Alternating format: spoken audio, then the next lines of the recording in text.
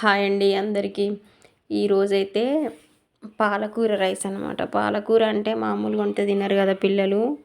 ఆకుకూరలు తింటేనేమో పిల్లలకు మంచిది అంటారు, ఆకుకూర తినేమో పిల్లలు తినరు. అందుకోసమని ఇంకా అదే రైస్ లాగా చేసి పెట్టామనుకోండి ఎలాగో అలా తినేస్తారనమాట. అందుకోసం ఈరోజు పాలకూర రైస్ ప్రిపేర్ చేస్తున్నా. పాలకూర మాత్రం కరెక్ట్ ఒక 1 అవర్ అయినా సాల్ట్ వేసి నానబెట్టుకోవాలండి.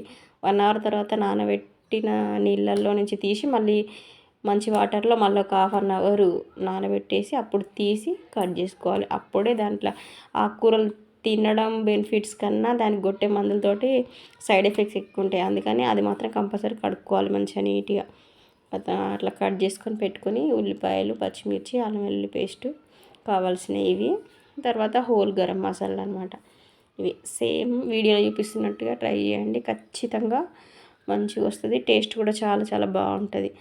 ఇవి ఇంకా వాటికి కావాల్సిన మసాలాలు ఇలా తీసుకోవాలి. సేమ్ వీడియోలో చూపిస్తున్నట్టుగా ఫాలో అవ్వండి, ఓకేనా. ఇంకా పొయ్యి అంటించేసి ముక్కుడు పెట్టేసుకోవాలి.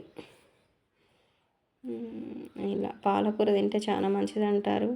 పిల్లలకైతే చాలా మంచి బెనిఫిట్స్ ఉంటాయి అంటారు కదా. అందుకోసం పాలకూర మామూలుగా కూర వండి అంటే చాలా వరకు చాలామంది ఇష్టపడరు. ఇలా రైస్ లాగా అయితే ఇంకా కొంచెం పెరుగు వేసుకొని అయినా కూడా మంచిగా తినచ్చు అనమాట. ఇలా అంతా పోపు వేసుకొని హోల్ గరం మసాలా వేసుకొని ఉల్లిపాయ, పచ్చిమిర్చి అన్నీ వేసి అల్లం వెల్లుల్లి పేస్ట్ కూడా వేయాలి.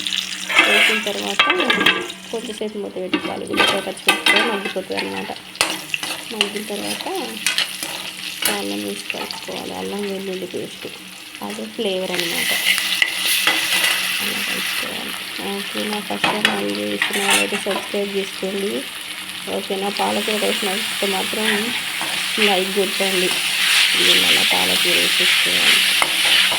పోపులోనే పాలకూర వేసేసుకోవాలన్నమాట.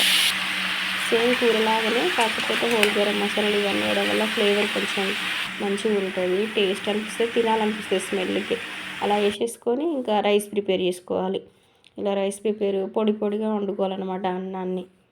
ఫస్టే ప్రిపేర్ చేసి పెట్టుకోవాలి. చల్లారితే మంచిగా పొడి పొడి వస్తుంది అన్నట్టు. చల్లారిన తర్వాత అది పక్కకు పెట్టేసుకొని ఈలోపు ఈ కూర ఇలా అసలు మూత పెట్టద్దండి పాలకూర వేసిన తర్వాత. ఎందుకంటే ఆకుకూరలో ఆల్రెడీ వాటర్ వస్తాయి. అందుకోసం మూత పెడితే ఇంకా తుక్కు తుక్కు అయిపోతుంది అది. అందుకోసం వాటర్ అది మూత పెట్టకుండానే అలానే వదిలేసేయాలి. అప్పుడు అది పొడి పొడిగా వేగిపోద్ది అనమాట. అలా వాటర్ లేకుండా మంచిగా వేగిపోయిన తర్వాత దానిపైన మనం ఇంతకుముందు రెడీ చేసి పెట్టుకున్న రైస్ ఉంటుంది కదా, అది వేసేసుకోవాలి. వేసుకొని కొంచెం బిర్యానీ మసాలా ఉంటుంది కదండి, బిర్యానీ మసాలా కొంచెం బిర్యానీ మసాలా వేస్తే ఫ్లేవర్ చాలా బాగుంటుంది, పిల్లలు ఇష్టపడతారనమాట. అలా అన్నం వేసిన తర్వాత ఒక 10 నిమిషాలు మూత పెట్టుకుంటే కొంచెం పాలకూర అందులో ఉన్న వాటర్ అంతా దీనికి అన్నానికి పట్టిపోతే అప్పుడు బిర్యానీ మసాలా వేసేసుకొని సాల్ట్ ఎక్కువ వేయద్దండి పాలకూరలో ఎప్పుడైనా. ఎందుకంటే పాలకూరలో ఆల్రెడీ ఉప్పు ఉంటుంది కొంచెం. పాలకూరలో ఎప్పుడైనా కొంచెం సాల్ట్ తక్కువనే పడుతుంది. అందుకని పైన రైస్ పైన వేసుకోవాలి. రైస్ పైన వేసుకుంటే మంచిగా అంతా కలిసిపోద్ది అనమాట.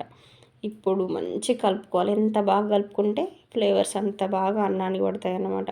చూసారా, ఇలా చాలా చాలా బాగుంటుందండి పాలకూర. ఎవరైనా తినవచ్చు మంచిగా, పిల్లలు, పెద్దలు, ఎవరికైనా. ఇలా అయితే పాలకూర తినని వాళ్ళు కూడా ఇష్టంగా రైస్ తినేస్తారనమాట. చూడండి ఫైనల్లీ లుక్ ఇలా ఉంది పాలకూర రైస్ది, ఓకేనా. వీడియో నచ్చితే మాత్రం లైక్ చేయండి.